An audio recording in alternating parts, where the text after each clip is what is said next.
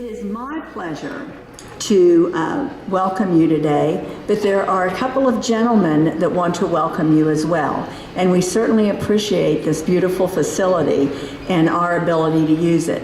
We're pleased that we live in a country where we're able to gather like this and express our opinions. So, there'll be time for questions later on. You might want to write some of those down so you won't forget them.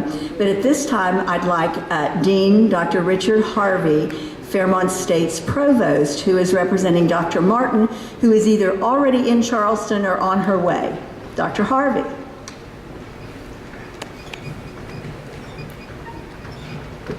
Thank you, Mary Jo. Welcome to the campus of Fairmont State University. I am Richard Harvey, the Provost of Fairmont State, effective yesterday. So all of 24 hours, I've been the official Provost. And I provide sincere apologies from President Martin, who has yet another almost emergency meeting of the Blue Ribbon Commission today. So she's heading to Charleston. Those of you that may not know that Dr. Martin has played a very active role in the Blue Ribbon Commission. She is leading the Finance Committee with their development of a new funding model and spearheading the efforts regarding governance and going to battle with some of those that I say typically wear blue and gold who would like to do away with the HEPC. She is dug in on that issue and battling. So she's in Charleston, so she offers her apology, but we do welcome you to the beautiful campus of Fairmont State. Enjoy your breakfast. Thank you.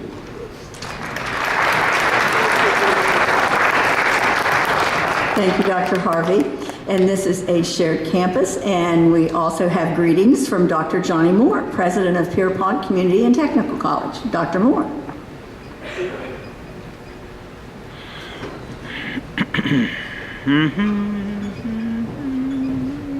Good morning. Thank you, Mary Jo. You know, I have a lot of energy. I start to jump on top of the table. I have a lot of energy starting the year. Welcome, everybody, to the shared campus of Pierpont Community and Technical College in Fairmont State.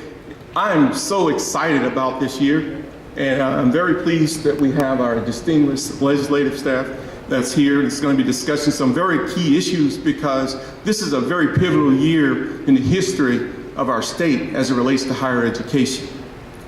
We have a tremendous opportunity to make a difference in educating the citizens of North Central West Virginia. I'm very, very pleased to be serving as the third president of Pierpont, the Pierpont Community and Technical College.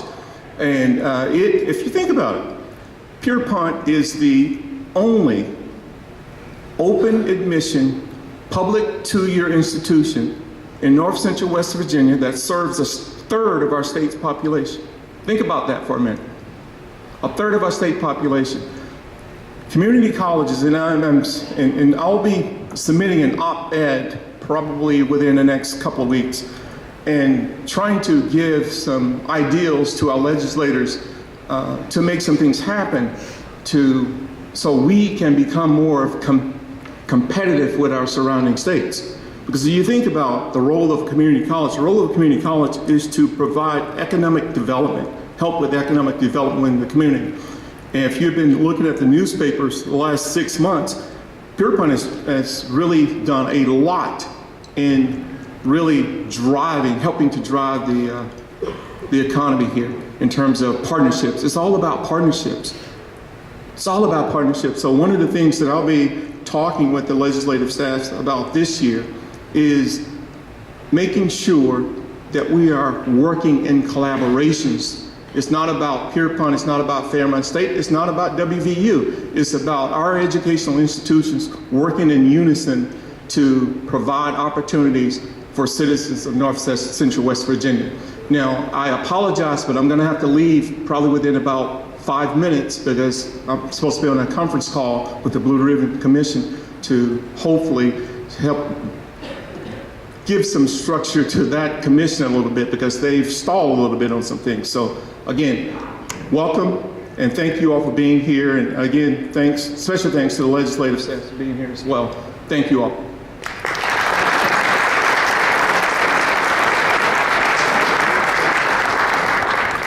The person I'm about to introduce, and they always say this, and they need no introduction, then they go on and on and on.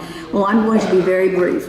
One of our co-chairs of our Government Relations Committee, Alan Staggers is immediate past president. He's seated in the audience. And the other co-chair is Mr. Nick Fantasia. And Nick will be our moderator for today's presentation. Let's give him a warm welcome, Mr. Fantasia.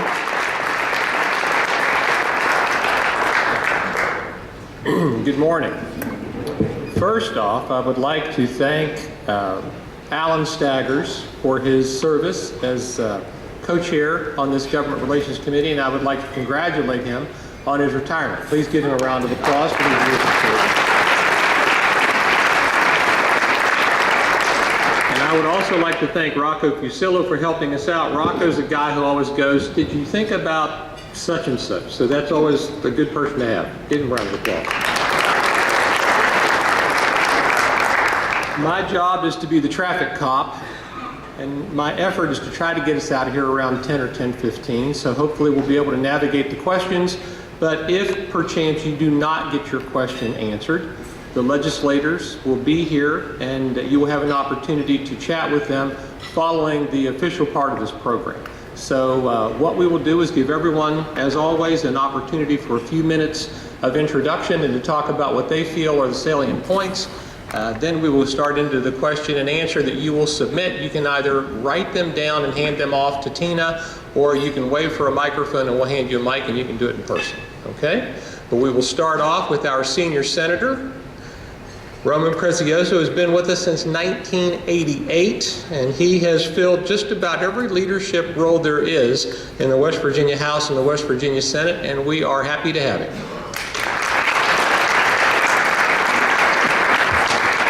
Thank you, Nick. Appreciate the opportunity to be here as always. You know, this is sort of our kickoff before we go to Charleston, and we always look forward to it and having your input. You know, we're going to address this year's a little bit different year. I've had a couple years under my belt as minority leader, and I think we've made some inroads into the leadership as far as communication. In my conversations with the governor's office, it's sort of opened up over the past couple of months. We're going to have more meetings. Ray Carey obviously wants to have communications with the minority party, and our input, I think it's beneficial not only to the governor's office, but to everyone involved in our mission is to move West Virginia ahead. We have a new majority leader, Dr. Tom Takubo. He's a pulmonologist, I believe, from Charleston. He has a very busy schedule. In our conversations lately, he assured me that we will meet, if not on a daily basis, you know, regularly. And I think that's the key, and that's going to be the key to this session. As Dr. Moore pointed out, this is a turning point year for a couple of different reasons. First of all, the economy that we've enjoyed in the past 2 years is on the upswing. We've listened to a lot of economists from WVU, from the governor's office, from other people that say that we're not going to enjoy this too much into 2019, simply because the pipes are going to be in the ground to move the gas. We're not going to get that boost in our personal income tax, in our sales tax, because all the people involved in putting those pipelines in the ground. So somewhere, you know, probably in the middle to the latter part of 2019, we may see a little bit of decline in the personal income tax, in the sales tax. So we've got to be cautious. Right now, we're enjoying it. The first half of the year, we're over budget, probably by $184 million, which you know that half of that has to go to the rainy day fund. So the governor wants to give a 5% raise to teachers, public employees. He wants to put $100,000 into PEIA, which will not solve that problem. That problem is an ongoing fluid problem. You know, healthcare is just a complex issue. I mean, not only on the national level, but also we have to deal with it on the state level with our health programs and the Medicaid and things of that sort. So we've got to be cautious as we go into this year. I know that you've heard about eliminating the inventory tax, something that I wanted to do when I was the finance chair, but it just takes just a god-awful lot of money to do that, and the people that get hurt are the people on the county levels, especially our school systems. So we've got to be very cautious that we make that bill revenue neutral. We want to move ahead in that aspect. Nobody's going to fight giving community colleges free tuition. I think it's a great idea. The better educated workforce we have, obviously, the better that we're going to do. Dr. Moore said that this Higher Ed Policy Commission has stalled. I never thought it got off the ground. From the first day, the first meeting, I'm an ex officio member, and that means I have no voting privileges, and we've sort of been excluded from the committee process. And though I've listened to what's going on, and I feel the passion of the people that are on that committee, especially Dr. Martin, she's been really charging forward and a lot of good ideas, but the conception that whatever comes out of that Blue Ribbon Commission is going to become law is a total fallacy. The next step, they've got to present whatever they're going to present, and from what I understand now, that they just want to get, what, $10 million to equalize the situation across the higher ed institutions. I don't think that's going to work. The governor, I don't think, is going to accept that. So the proposal that's put forward by the Higher Ed Policy Commission has to go through the legislative process.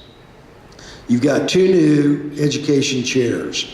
And let me tell you, excuse me, as Nick mentioned, I've been very fortunate in my legislative career to have been in a lot of positions that made decisions and major committee chairs. The toughest job that I've ever had is the education chair. I've had finance, I've had healthcare, I've had military. Education is the toughest committee that you can be on, and it's the toughest committee that you're going to chair. We have 2 new committee chairs, and there's going to be sort of a learning curve, I'm sure. So I'd like to leave you with this idea that communication is the key. Any help you can give us will certainly be welcomed, and we're looking forward to going into this session, meeting regularly with the governor's office and with the Senate leadership, and I hope the same thing happens on the House side, and I'll enjoy talking to you about finances or any questions that you may have. Thank you.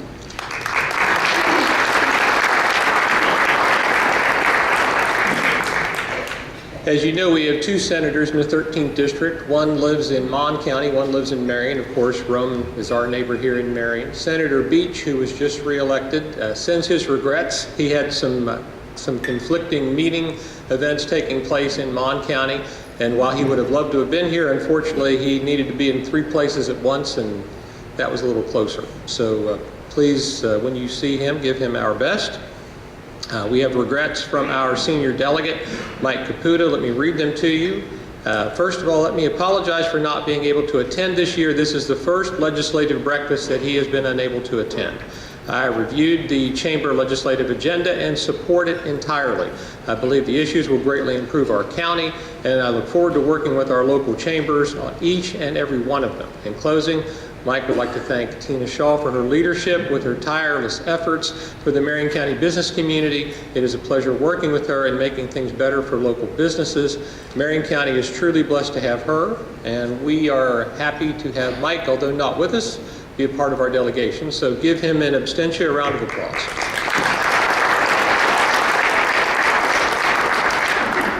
I'm going to start on the far end, and I'm going to introduce to you the first female majority leader in West Virginia. Amy Summers represents us in Marion County as well as Taylor County and Mon. For many of you, she is not a stranger. She spent a great deal of her professional career working at Fairmont General, and she has had a long legislative career that we are happy to have her at our breakfast today.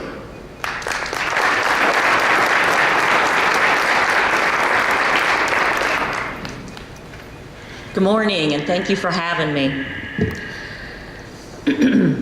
As Roman said, we are cautiously hopeful that the economy's turning around, but I'm not going to say that I think when the pipelines are over that it's done. I feel that we're doing a lot of great things in West Virginia, and you're doing a lot of great things. So I'm going to be cautious, but I don't think it's over. We are hoping, and Speaker Hanshaw and I have been meeting with Senate, Governor's office. He has met with our minority leader in the House, and we do have a lot of things that we want to do together that are united, good goals.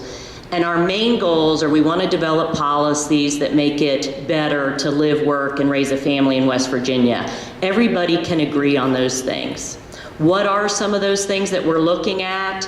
We're looking at, we have had 2 years of broadband enhancement legislation. We are working on a third piece for that. And I attended the Region 6 meeting yesterday on broadband, and I think things are moving in a much positive direction in that. We understand we've got to have that to live and for our kids to do schoolwork and for businesses to operate. So that is a big piece of our push forward.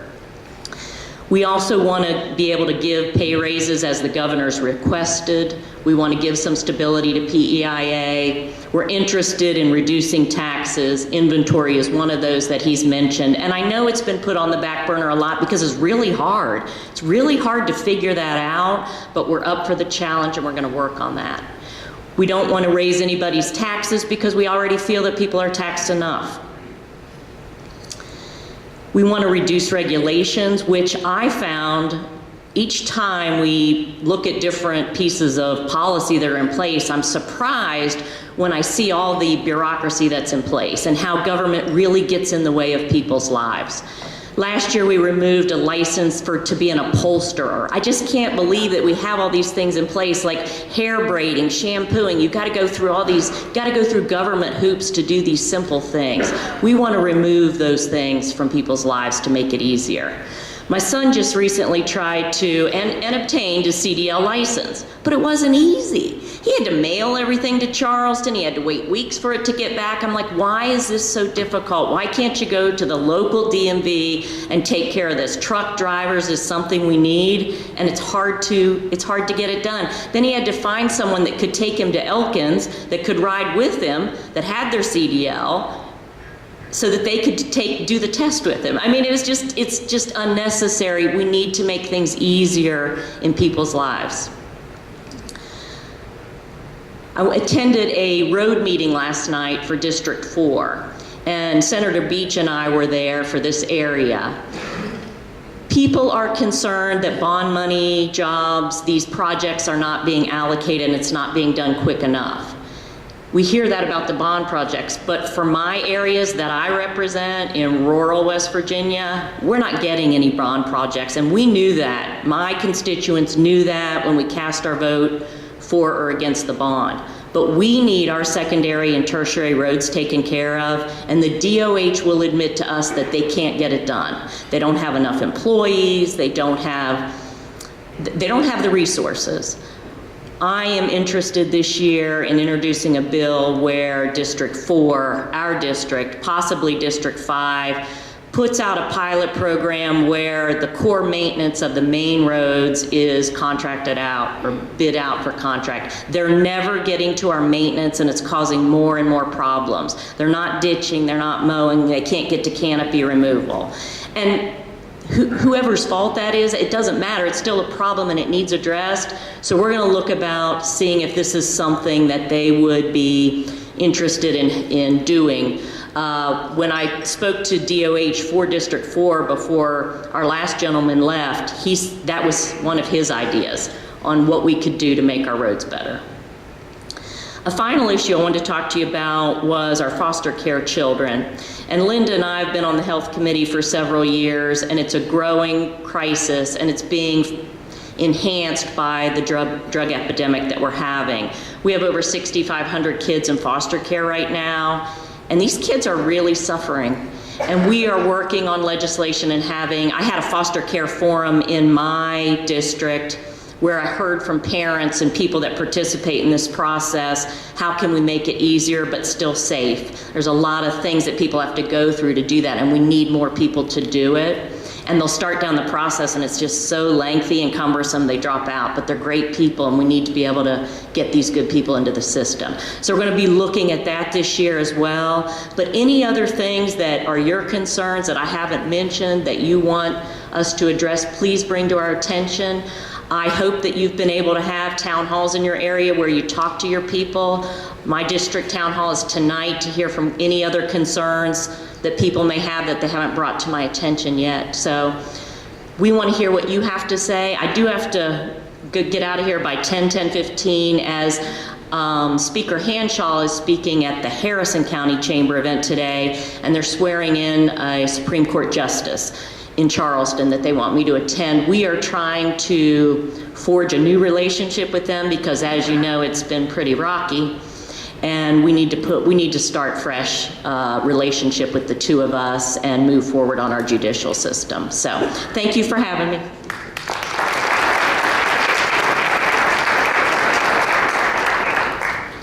Next up, our friend Linda Longstreth. Linda's been with us, been with us for over a decade, going to Charleston to help on our issues. She has a vast personal experience that brings a lot to the table, and we are happy she's joining us today.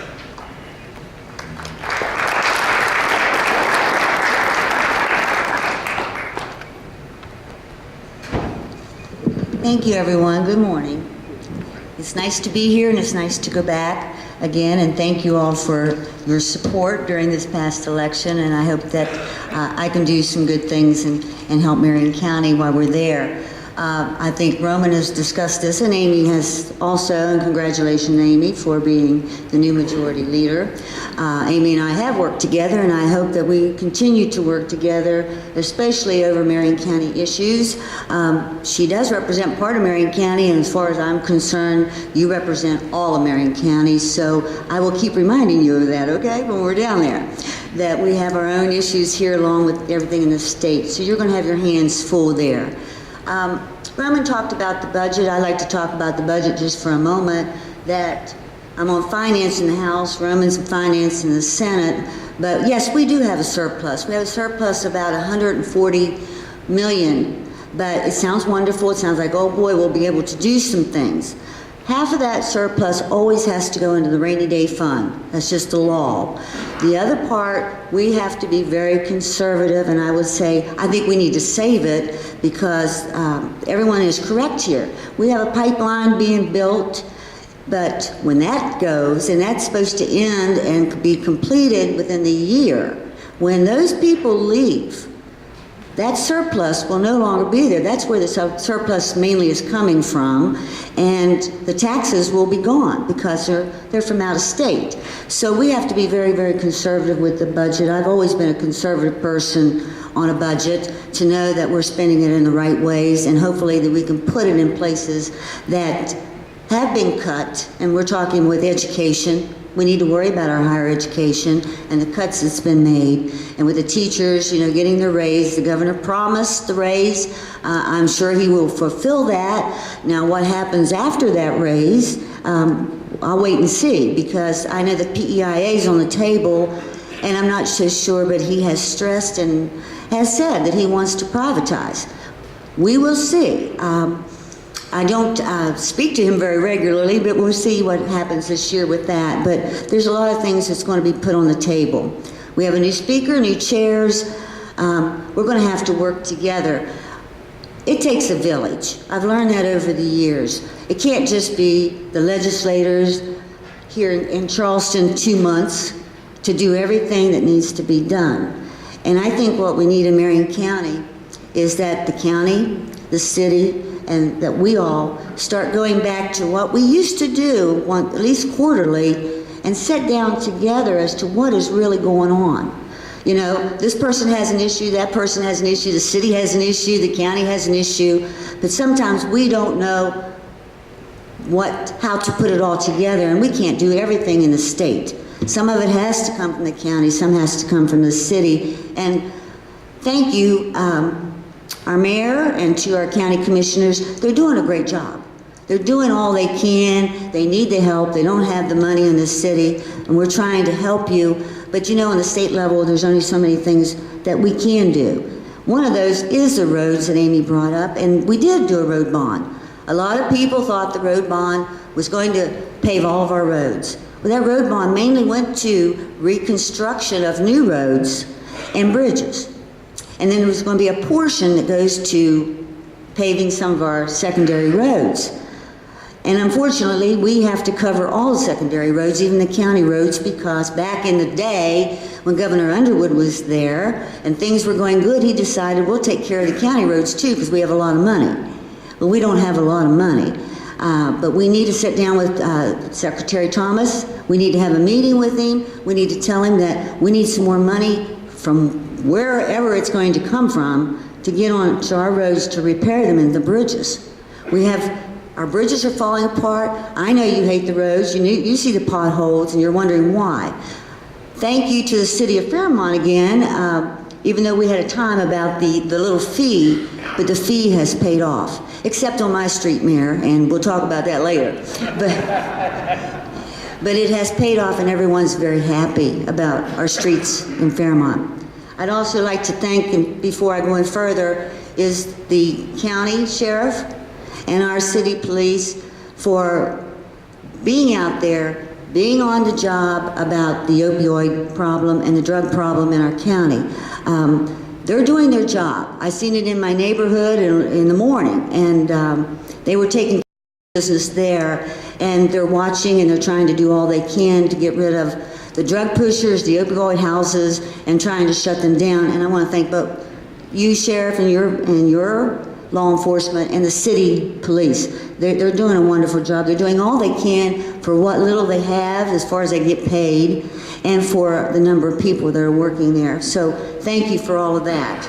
I know the High Tech Consortium, we're going to work on that and try to help expand as best we can, but I think that's going to come from the county and from Marion County. But Jim Eastep does a wonderful job, and we need to thank him for that. He's going to keep pursuing with the chamber and the county to add new roads so we can bring in some new business. It's going to take business, folks. We know that. We say it every year.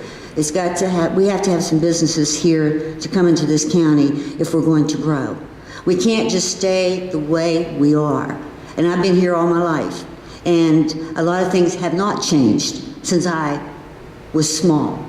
We had a great economy, and we've seen things go down, and we want things to go back up, but I think we're going to have to approach it in a different way. And I think we're going to have to approach it together. I know we're working on the opioid, and I'd like to just say something very quickly about that we passed a few bills from the Senate, and the House unanimously passed them too. That we're working on a pilot program where we can get the community involved, education involved, everyone involved on recognizing what the issues are, recognizing someone who may be on the opioids, maybe overdosing, and getting someone in there to help them. EMS will be part of that. They're doing a pilot program to the worst area, which is probably down in South right now, but you can apply to be on that list, and hopefully if it works, they'll expand it to the rest of the state. But I think we should start here, and I'll bring that up to Tina, that we need to start here and develop our own community outreach in our education. And maybe bring the sheriff and the city and everyone in, maybe even to the schools, to have these roundtables as to what we're doing, what they've accomplished, and what we need to still be doing. There's issues, and there's issues here in Marion County we have to deal with. So we have a lot of things on the table. Yes, foster care is one of them, and we have so many people to take care of. These children need a home. We don't have homes. We're sending them out of state. We're paying them for being out of state. We're sending social workers, and we're paying them to go out of state to check up on them. This is something that's a lot of money. and we just don't have the money. Yes, we're okay right now, and thank God, and hopefully we stay that way. But I think we have to be conservative, and we have to watch everything. We have to look at our colleges, and I want to thank our presidents of the Pierpont and Fairmont State. They're doing all they can to make partnerships with the companies here. And they're trying to make, the partnerships are to find out what they need, the training, the workforce. That's our big thing. We need workforce here. Our people are leaving, our young are leaving. So if we don't bring something in, train them in the things that we need now, we're going to lose even more. And we're going to have a whole decade and a whole society of young people who will no longer be here. So what will we be? We'll be a retirement community. So I'm kind of throwing it out to you all too at the same time to say, we all have to work together, and we all need to sit down and go over some things that are really the issues. I see the issues on the paper. We are working on the issues on those papers. We will support anything we can support here. Tina, you know, we always try to support the best we can.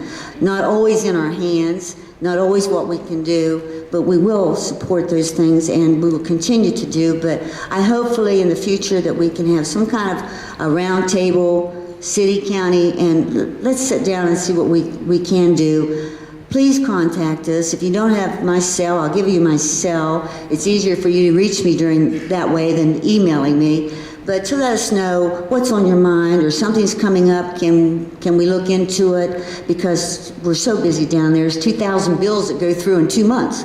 So we need to have your ears, and we need to have your voice, and tell us what we need to be focused on when you see bills that may affect your business, may affect our county, or affect our state in a bad way all over. So please stay in touch with us, and we'll be around. Our doors are open. I'm in the attic.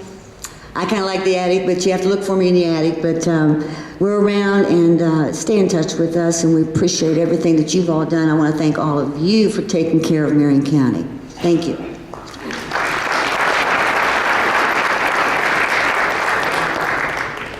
Mike Angelucci is the new member of our delegation, and he comes to us from a family that has a rich history of service to our community, and he has continued that service with a career as a first responder, and this is his first term. This will be his first session. Michael, please give us your comments.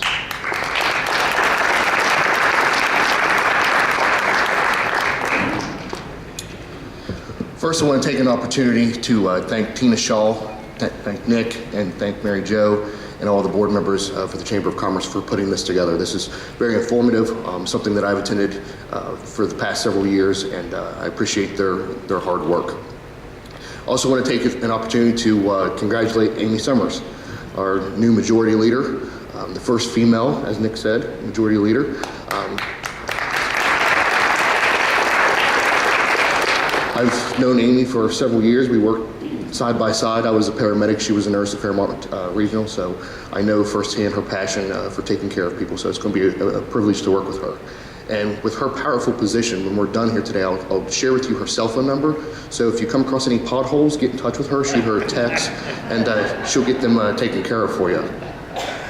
But I'm the new guy. I'm going to be the freshman in Charleston. It's going to be an interesting session. It's going to be a learning session for me. But I have some priorities that I would like to take to the table as part of the minority. But it's a privilege to be able to serve from North Central West Virginia. If you look across our great state, we are leading the way in our region. We see with technology, we see with our jobs, we see with education. And so that doesn't mean that we need to stop. We still have to continue to grow in those areas, but there's some initiatives that I think that are important that would allow us to continue to grow.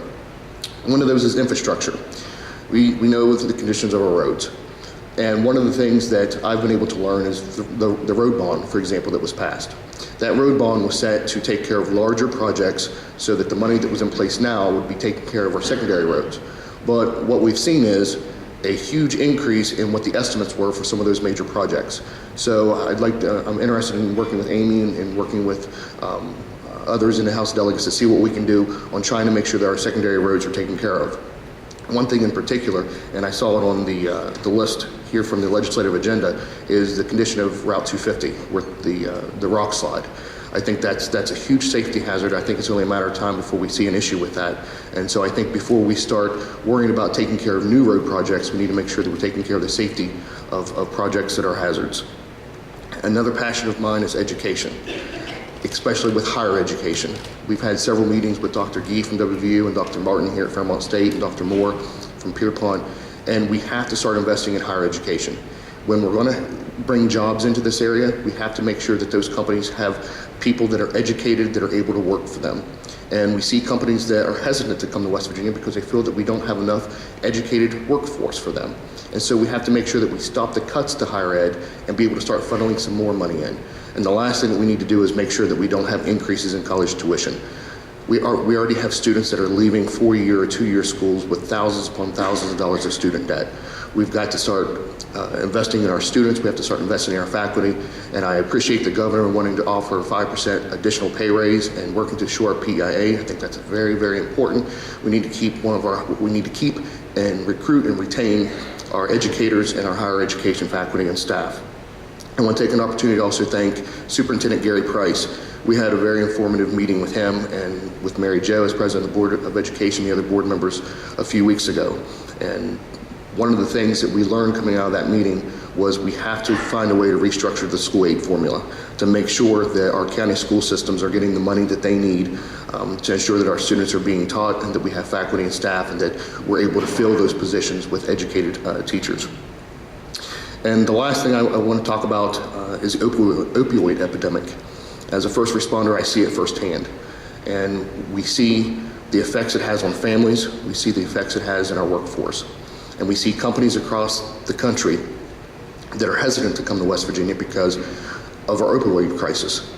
Per capita, we're the highest opioid epidemic crisis in the country.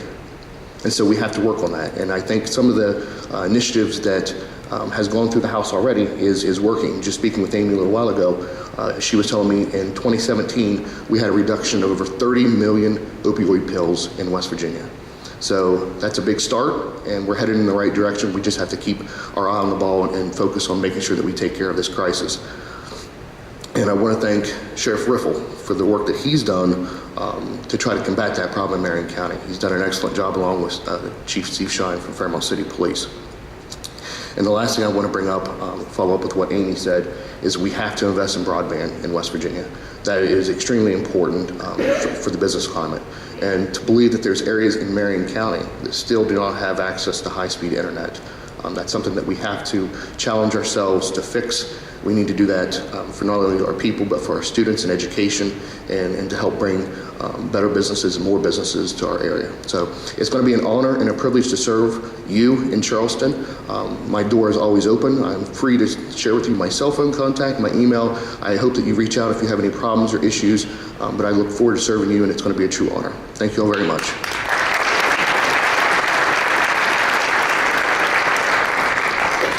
Okay. Please give our delegation another round of applause for their willingness to be here. Tina, we're going to do the mic? Okay. From the floor, does anyone have any question they'd like to put before our delegation? I have one series of questions that are submitted, and I see no hand. Nancy? Just a comment, not a question, but two of our guests today mentioned the foster care crisis. And if you could help spread the word that foster care parent training offers college credits. Level 1 foster care training is worth 3 credits, college credits, general electives. Foster care parent training level 2 is worth an additional 3 credits.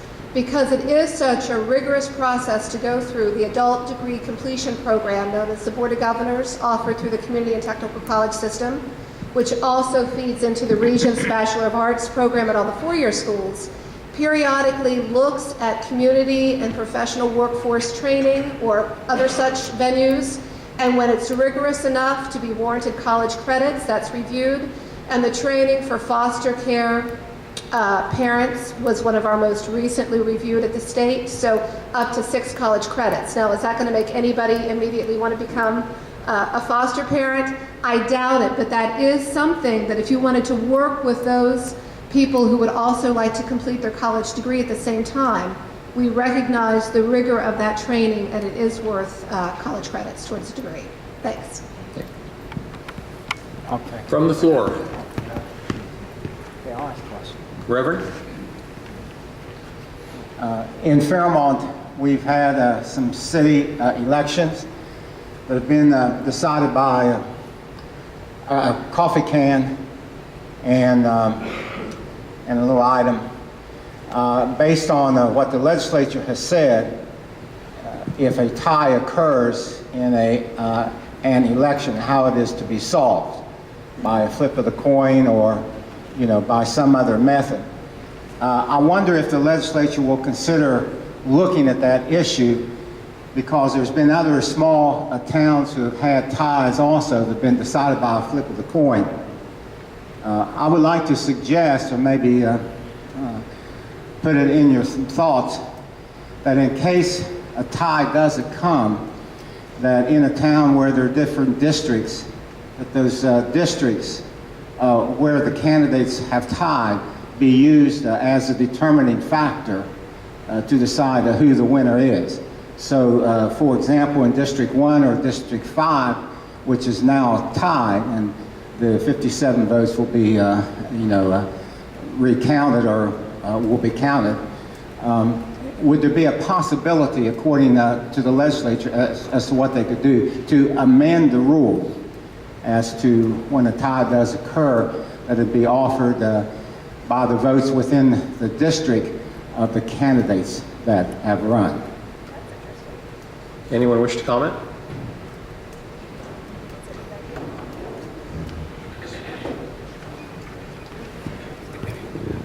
Thanks for that question. I think it's rather unique that we've had two ties in the same election, which is really an anomaly. I know our caucus tossed about in some of its issues having runoff elections in the event where people acquire less than 50% of the vote. So there is some discussion within our caucus on the Senate side to introduce legislation pertaining to the runoff elections, but also that's another issue in that whole complex election process that we probably need to look at. That we'll toss that around when we get into session. We'll talk about that. That's a great idea.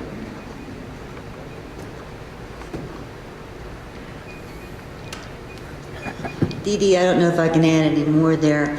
It's quite a unique situation. Right. I think they're handling it the best that they can. Every vote counts. I think the recount and counting the ones that were set aside or overlooked or whatever happened needs to be recounted. I don't know if we can do it any better.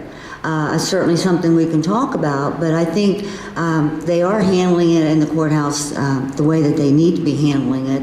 And I think every vote will count, and we will come out with someone who will win on both of those ties. But it's such a unique situation. If there's anything that we can make it better, we'd certainly look at that, Dee Dee.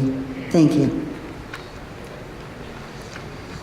Okay, we have a submitted question which is relating to tourism, and the first part of it is, can you discuss ways to increase tourism funding for advertising for the CVBs?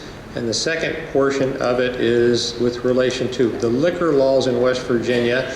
Is there any discussion to address Sunday sales for beer and wine? Anybody want to touch that one? Come on.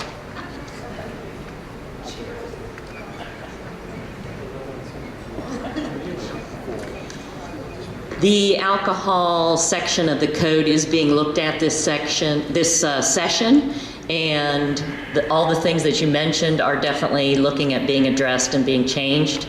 As far as tourism dollars, that was the initial plan to put some money in tourism last year, but then when we wanted to give the raises, then that money went away. So that's just tentative about tourism. It's not something that we have to fund, so it does get moved down the ladder a little bit, but we also realize that there's a good return on investment for that, so it is a good investment. But do we have the money to add to that? I don't know. So maybe if you sell the liquor on Sunday, you'll get more money. I don't know. Michael?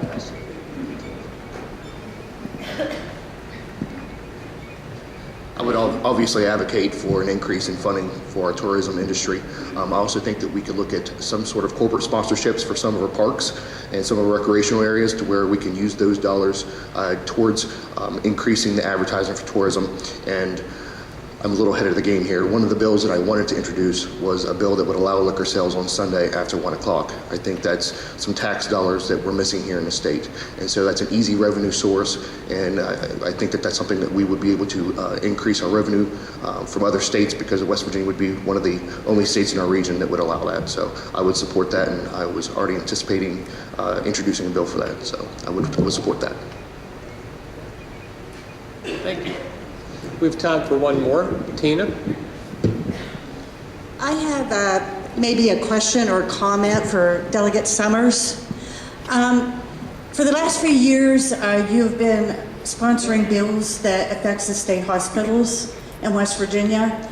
And as the director of Marion County Senior Citizens, I think it's very important that we keep our state hospital in Marion County. Not only am I being selfish for the seniors because they prepare our food, but also they do a lot of good in our community. And I'm sure if all the hospitals in the state do good for their areas, but it is very important. You represent Marion County. You really should think more about shutting down the state hospitals, because you'd be shutting down one of your own. Sure.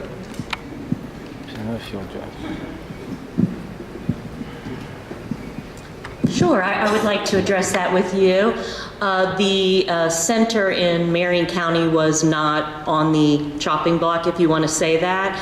It was Jackie Withrow Hospital and the hospital in Preston County, because they are in horrible condition. And there is so much money that needs to go into the facilities that the state didn't have, that we were worried that the patients are not in a safe environment. There were companies that were interested in obtaining those beds and privatizing the facility and taking that over for them. I know a lot of people think that the government and the state does things well, but there are times when they don't.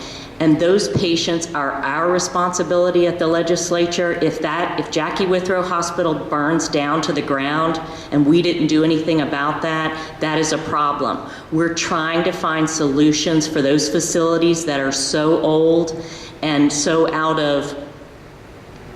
they're not up to speed. So to build a new facility, we didn't have the money for that. Someone was interested in privatizing. We wanted to consider that. Secretary Crouch is who was pushing for that. And as vice chairman or chairman of a committee, a lot of times your name is on a bill because you are the committee people that they bring that to you. So sometimes we have to sponsor bills. You'll see Delegate Miley or the speaker, you'll see them on bills that's been requested by the governor, because that's what we do. That doesn't mean that that's how you have to vote in the end, but I would have voted, and I did vote about Jackie Withrow Hospital because I was concerned for those patients. We have time for one more. Oh, come on. We have time for one more response. Here. Thank you.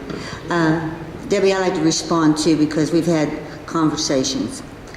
In Marion County, yes, our hospital there, the John Manchin Clinic, is many more than just a hospital or a nursing home.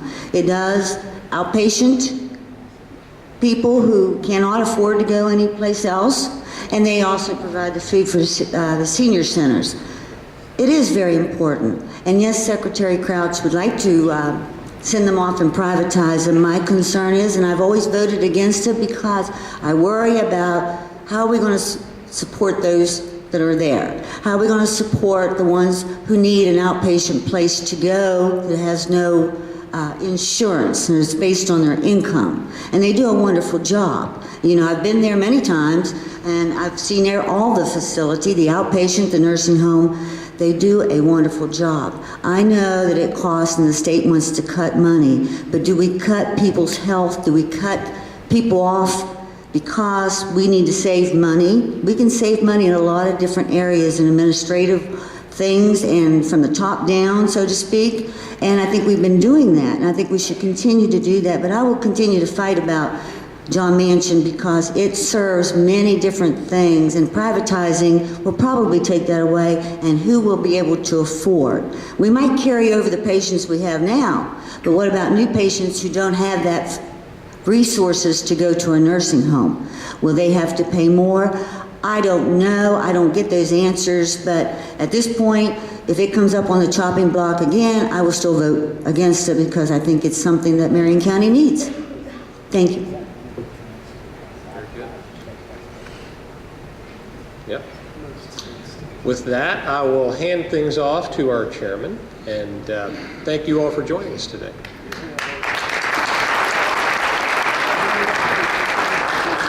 Please join me once again in thanking our moderator, Nick, and all of our panel members.